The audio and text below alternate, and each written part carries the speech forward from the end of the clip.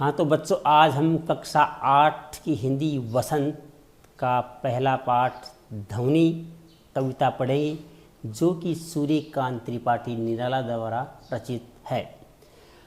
अभी न होगा मेरा अंत, अभी अभी तो आया है, मेरे वन में मृदुल वसंत, अभी न होगा मेरा अंत। अभी न होगा मेरा अंत। कवि सूर्यकांत त्रिपाठी निराला जी कहते हैं कि अभी मेरे इस जीवन का अंत नहीं होगा। क्यों? क्योंकि अभी तो मेरे जीवन में, वसंत रूपी जीवन में युवा अवस्था का आगमन हुआ है, इसलिए अभी इस जीवन का अंत नहीं होगा। मेरे वन में मृदुल वसंत, अभी न होगा मेरा अंत। अर्थात मेरी जीवन के अंदर मृदुल वसंत, कोमल वसंत का आगमन हुआ है, इसलिए इसका अंत अभी नहीं होगा। जिस प्रकार से वसंत ऋतु आते ही पेड़ पौधों के हरे हरे पत्ते, कलियां खिल जाती हैं, उसी प्रकार अभी मेरे जीवन की प्रथम अवस्था शुरू हुई है। हरी हरी ये पात, डालियां कलियां कोमल गात, मैं ही अपना स्वप्न मृदुल करे फिरूंगा निद्रित कलियों परे जगह एक प्रत्युष मनोहर।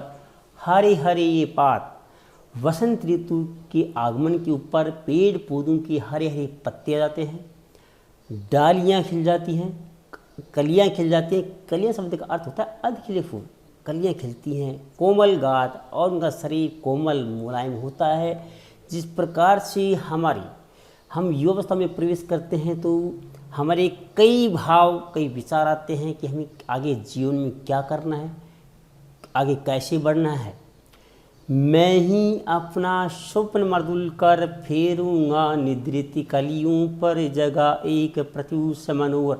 मैं ही अपना स्वप्न मृदुल कर, मैं ही अपने सपने को साकार करने के लिए फेरूंगा निद्रित कलियों पर। निद्रित बनी अलसाई हुई कलियां, कलियों तक फेरूंगा नहीं फेरना, फेरूंगा निद्रित कलियों पर, कि जो कलियां अलसाई हुई हैं उसके ऊपर मैं मेरा मृदुल हाथ फेर करके उनको दोबारा से जागृत करूंगा।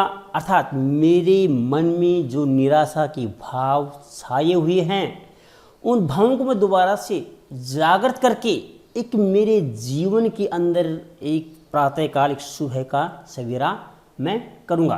जिस प्रकार से प्रातःकाल होती है, पेड़ पौधों के फूल खिलने लग जाते हैं, उसी प्रकार से मनुष्य के मन में जो निराशा का भाव छाया हुआ होता है, उस निराशा के भाव को हटा करके प्रातःकाल होते ही वह आगे की सोचता है कि हमें जीवन में क्या करना है, किस प्रकार हमें आगे बढ़ना है। पुष्प पुष्प से तंद्रा से लाल सा खींचलूंगा मैं, अपने नवजीवन का अमृत से हर्ष सींच दूंगा मैं। पुष्प पुष्प से, प्रत्येक फूल फूल से, तंद्रालस आलस्य से पूर्ण, लाल सा का अर्थ होता इच्छा, खींच लूंगा, अपनी तरफ खींच लूंगा। अपने शब्द का अर्थ अपने नवजीवन, एक नया जीवन। अमृत का अर्थ, अमृत सहर्ष का अर्थ होता है खुशी के साथ सींच दूंगा, उसमें प्राण डाल दूंगा, जीवन डाल दूंगा। अब इसका अर्थ क्या होगा? पुष्प पुष्प से तंद्रा लाल सा खींच लूंगा। कवि निराला जी कहते हैं जो प्रत्येक फूल हैं वो अलसाई होते हैं, आलस्य उसमें भरा हुआ है, उनके आलस्यपन को मैं खींच लूंगा और उसमें एक नया जीवन मैं डाल दूंगा।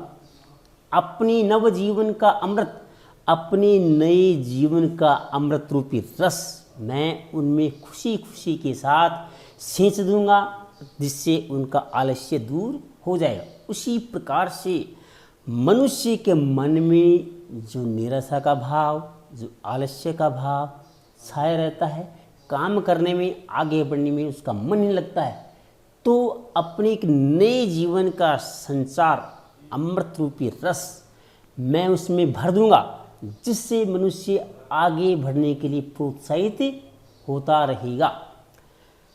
द्वार दिखा दूंगा फिर उनको, कवि निराला जी कहते हैं जो पुष्प अलसाए हुए हैं, आलस्य का भाव उसके अंदर है, उसमें मेरे कोमल रूपी हाथ फेर करके मैं उन्हें आगे का मार्ग दिखा दूंगा, अर्थात आगे का सवेरा कैसे होगा वो उसको मैं दिखा दूंगा।